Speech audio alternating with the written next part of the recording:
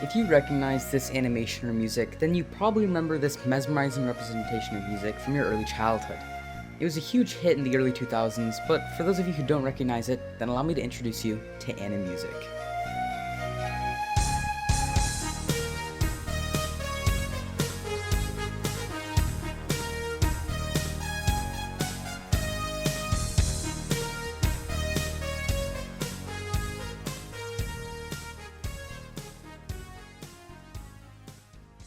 I recently recognized a song from Animusic, Cathedral Pictures, at a piano lesson, and that inspired me to look back into it and make a video on it.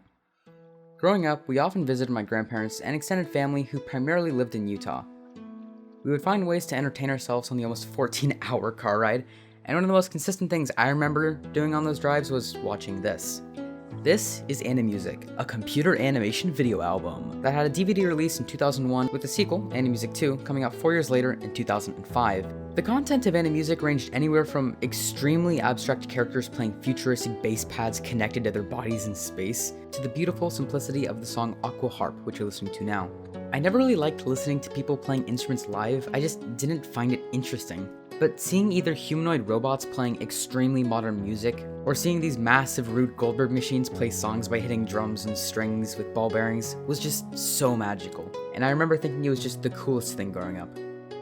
My older brother at some point associated us with characters in the animations, in these two, Pogo Sticks and Starship Groove, where in this one, from left to right, it was my little brother, me, my older brother, who always gave himself the coolest ones, my sister, my dad, and then there was two uninteresting ones. I think one is my mom and my brother's friend.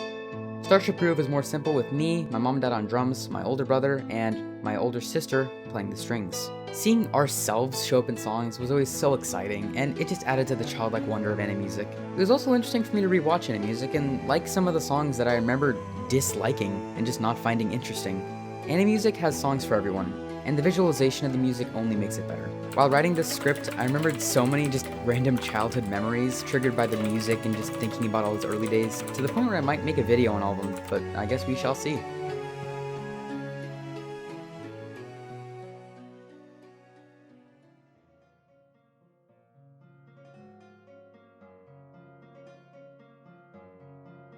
The public response to Animusic 1 and 2 was extremely positive, and it gained more and more fame to the point where Intel ended up commissioning an actual recreation of the machine in the most memorable video, in my opinion, Pipe Dreams.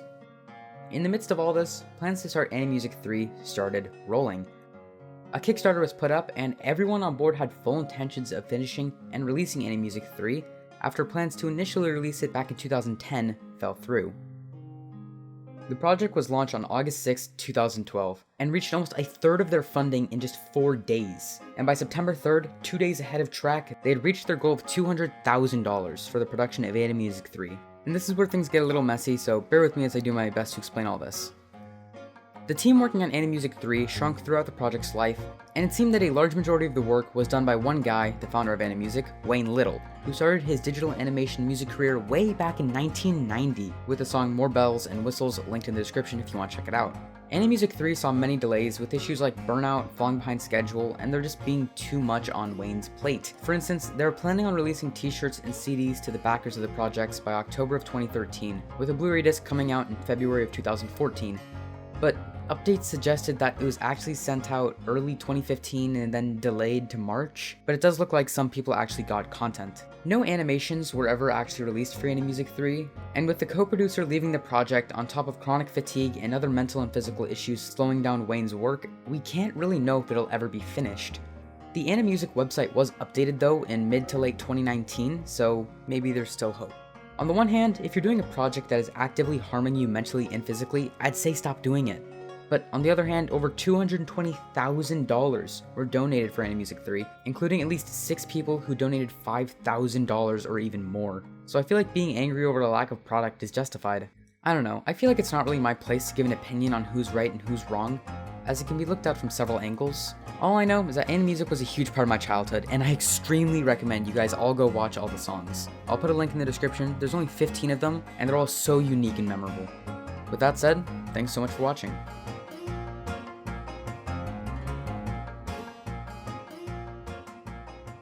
Alright!